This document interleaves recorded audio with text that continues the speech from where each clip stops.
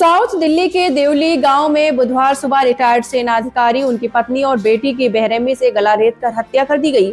Police ने 12 घंटे के भीतर ही हत्या के मामले का खुलासा कर लिया। वारदात के समय घर के दरवाजे पर बाहर से ताला लगा हुआ था।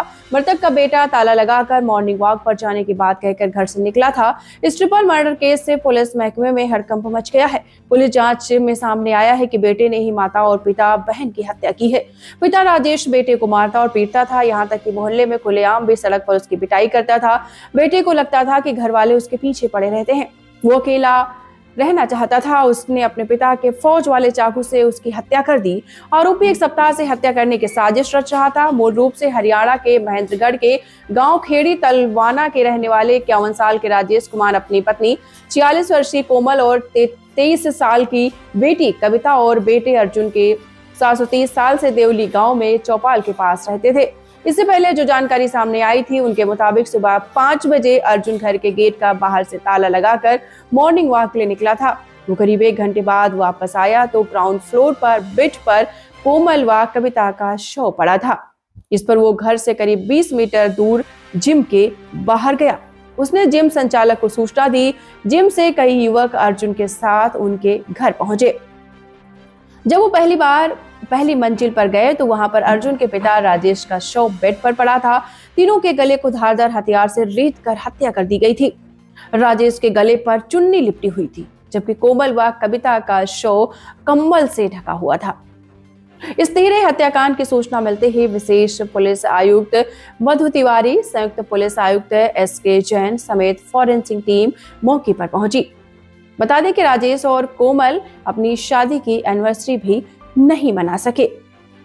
दंपति की बुधवार को शादी की 27वीं वर्षगांठ थी। राजेश कुमार सेना में NSG कमांडो भी रह चुके हैं। करीब 7 साल पहले वह रिटायर्ड हुए थे और उनकी बेटी भी अच्छी खिलाड़ी थी। और आपको बताते चले, उनका बेटा भी खेल के लिए प्रैक्टिस कर रहा था। लेकिन इस घटना ने सभी को झकझोर दिया है।